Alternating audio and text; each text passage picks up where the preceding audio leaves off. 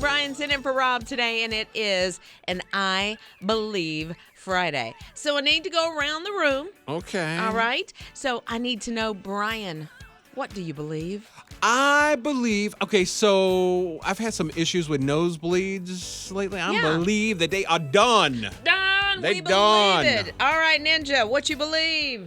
I believe I'm gonna make pizza, and it's gonna be ready before dinner time. Woo! I Jake, believe. what do you believe? I believe that Clemson is going to win on Saturday. All right, Scott, what do you believe? So I believe I'm going to be a little bit of a nervous parent this weekend. My daughter is flying by herself for the first time all the way to Arizona. Oh, my So, goodness. Believing yeah. in the process. Okay. All right, I believe I'm going to have a good, safe road trip this afternoon. No traffic jams. Oh. This is what I believe. What do you believe? Go to the My HISRadio app. Go to the open mic feature. Start your sentence like this with I believe. that the Green Bay Packers football are going to win on Sunday night football. Oh. Monette, she wanted in on the conversation, so she texted 800-447-7234. She said, I believe I'm going to have a wonderful weekend because tomorrow is my birthday. Yeah, Happy birthday. If you All want right. in on the conversation, just go to the My HISRadio app, the open mic feature, start your sentence with I believe. I believe I'm going to have a great day at gym today. I believe the Lord is going to bless me with a deer this weekend. Amen. Scott, what do you believe? Well, I believe my daughter is going to have a fantastic trip. She's going to Arizona this weekend and coming back. It's going to be a quick trip, but she's flying all by herself for the first time. Oh, Why my is she going to goodness. Arizona for? She is going on a college visit.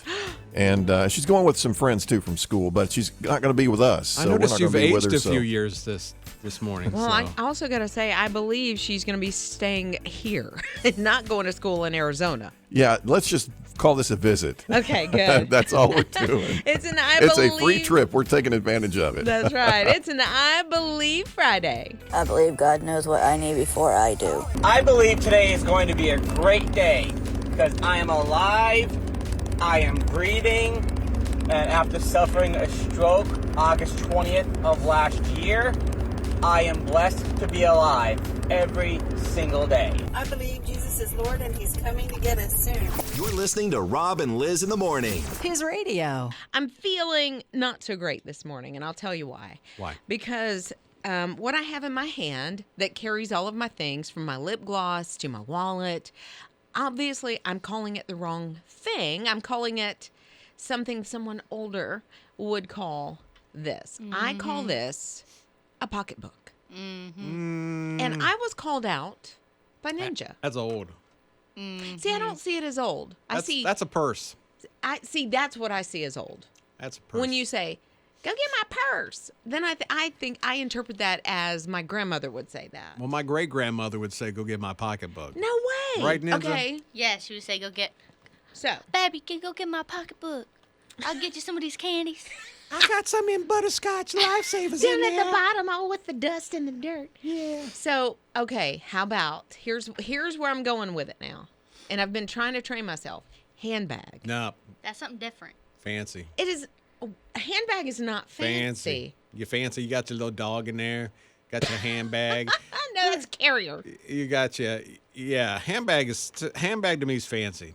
Richard, Fancy. go get my handbag. Oh, so you're saying that you're upper crust if you say handbag. So, okay, what about a clutch? Can I say my That's what you clutch? drive your stick with. A clutch is something you can hold in just your hand. Okay, my crossbody. Your what? Crossbody. That's a purse. That's a workout. If you can bring it in to the concert, it's not a purse or a handbag. You know, if it's small enough that you can just hold in your hand. Uh-huh. Wouldn't that be a clutch? Yeah, but a crossbody is not a clutch because you have to hold it in just your hand. It's like a wallet. Okay, but I still don't understand why no pocketbook. Because this is not a thing anymore. It is a thing. No. You know why it's a thing? Because I said it's a thing. You're listening to Rob and Liz in the morning. HISRadio. I got to go find my wife a cross armor, I think. It's Rob and Liz in the morning on his radio. Brian in for... That's one of those things you were taught. What, a cross armor thing? Crossbody. Oh, crossbody. Yes. Yeah. So a I'm name. so confused now. Well, listen, there's so many names, but I say pocketbook, and Ninja says that's like old terminology. But so then I'm wondering, do I call it a clutch or a shoulder bag, a handbag, A purse. but why? I never use the word purse. I either say a handbag or a pocketbook. What were those things people wore in the 80s? In the Fanny pack? Fanny packs. I never understood are why they're back. called fanny packs when you put them in the front. Right? I don't understand. Can either. somebody help me out with this? And I just don't need the extra attention, you know? Yeah, I'm like, my belly's big enough. I don't need something sticking in front and sticking Need out. it. So Amber texted. Amber's on my side. Amber, thank you. She said, I have always called it a pocketbook, and I'm only 36 years old. So see, Ninja thinks pocketbook is older. Okay, open mic came in as well. I say pocketbook for purse, and I say billfold for wallet. Billfold. Billfold. Who's Bill Fold? Well, it's not a who, it's a billfold because it's your wallet. It's just another name for it. And you put bills inside of And it, it then folds. you fold it. Yeah. But how do I put my coins in it?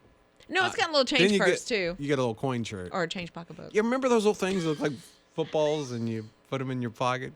The change. Oh my goodness, yes! coin You things. You would squeeze it. You would squeeze it I open. almost said you squeezed it. You squeeze it, and then you put your little coins in there.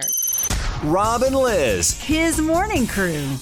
Okay, so I came across this TikTok reel, and this lady was talking about having a family meeting because they were just getting all upset about the menu for Thanksgiving. Okay, family, it's been brought to our attention that you all wanted to make some changes to the Thanksgiving menu before we made our food assignments. You all say that you're tired of eating the same old thing every year. We eat turkey once a year. How y'all tired of eating something once a year? But what are your suggestions? You want a barbecue. It's Father's Day, and that's 4th of July. What's your suggestion? You want stir fry. Any other suggestions? Chicken. We're not gonna argue. Shut up! Listen, we're not gonna argue. It's y'all Thanksgiving too, and we understand that you all want to add your own, okay? So this is what we're gonna do. Everybody can bring a special dish. If you want to grill a turkey, bring a smaller grilled turkey. If you want to bring a stir fry, bring your stir fry. If you want to bring you some chicken, bring you some chicken, but you better not bring that pizza. Now, is everybody good? Okay, good. Because the one thing y'all not going to do is stress me out this Thanksgiving. Thank you. You're not going to stress me out this Thanksgiving. So my oldest son last night said something about, what about a smoked turkey for Thanksgiving? And the family always wants to mix it up. And I'm like, I feel like this woman. Do you? We eat turkey one time a year. It's not my favorite, but it is tradition. You don't want to break tradition? You don't want to just go crazy and wild and have like some like...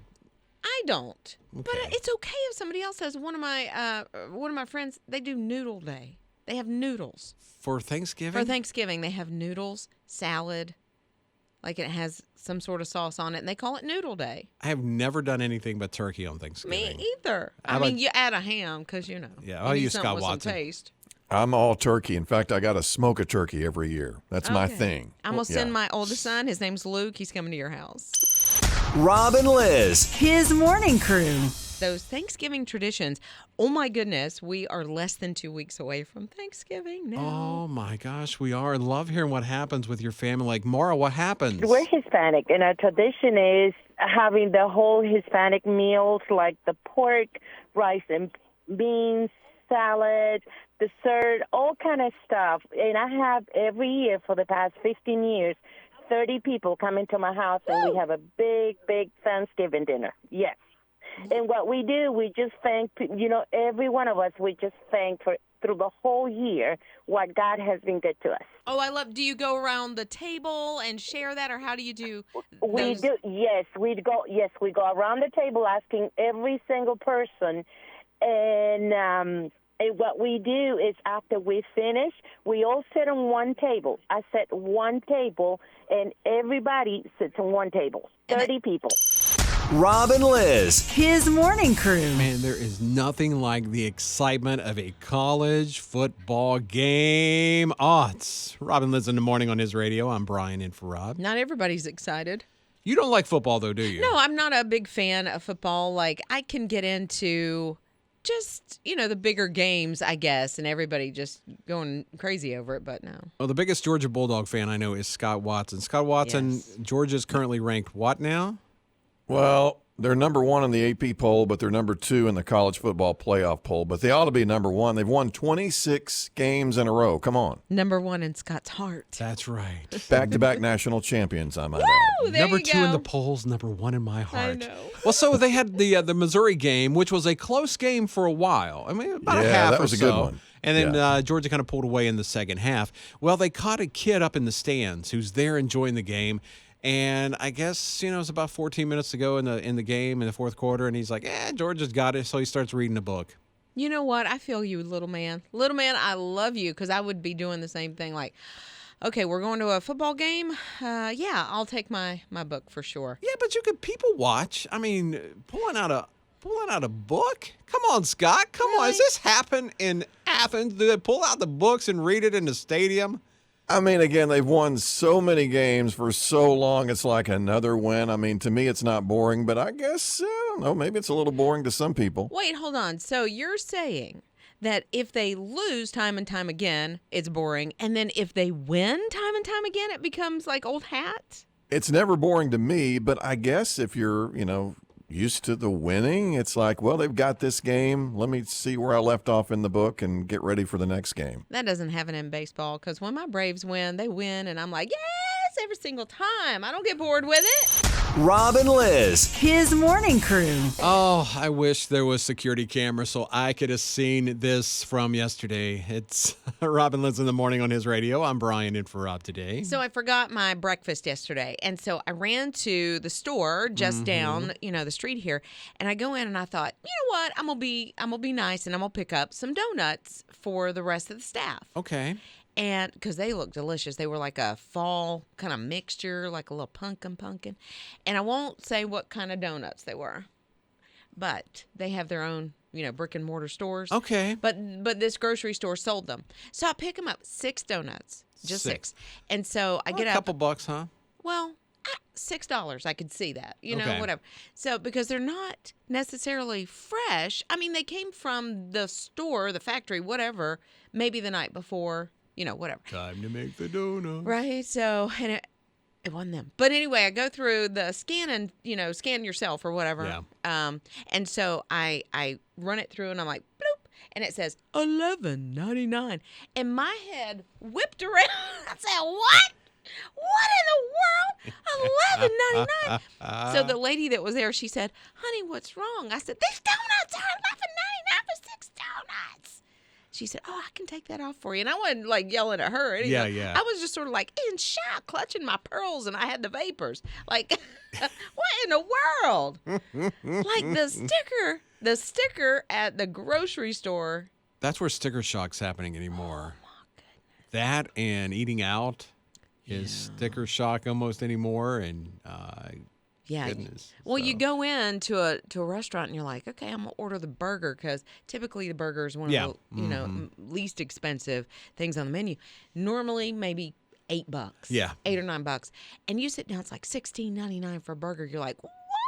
Okay, so I replay that one more time because I got early morning. So how did it happen? I scan it. It said, boop, $11.99. I said, what? Rob and Lizz. His morning crew. I can just imagine how this call went. 911, what's your emergency? I just need a hug. And that's what a 4-year-old asked for. His name's Gianni, and he called 911, and he just needed a hug. So what happened, they still had to investigate. Yes, Because you just never know what's on the other end, like what's happening, if it's a hang-up or something like that. And so the police officers went to Gianni's house and, found out everything was cool. He just wanted a hug. But they did. The officers, sat him down and said, this is not a reason to call 911. We love your heart. We love you, this whole thing. But you have to actually use this phone number. And I'm glad he knew 911. Yes. That he knew to call it. But they said, you need to use it for emergencies, like when mommy and daddy are sick, or if you're sick, or if you're scared, that kind of thing. And so he still wanted a hug. Did he get it? And they gave it to him. Ah, maybe you run into somebody today that needs a hug. Hey, make sure you give it to him. Rob and Lizz. His morning crew. It's more like smoke and mirrors, I guess, in a way. Okay. So Saturn's rings are disappearing, quote unquote, disappearing. They're not really. It's going to be the way that we see Saturn. So you can't really see Saturn's rings with the naked eye. Okay. You have to have a telescope. Okay. But when you look through the telescope, you can see the rings, and they're beautiful. Saturn is my favorite planet. Is it really? Love it. I've always loved astronomy. Loved looking at the stars. Do you have a telescope? I used to. Okay. And I think the boys, when they were little, they just bang everything up and, so whatever.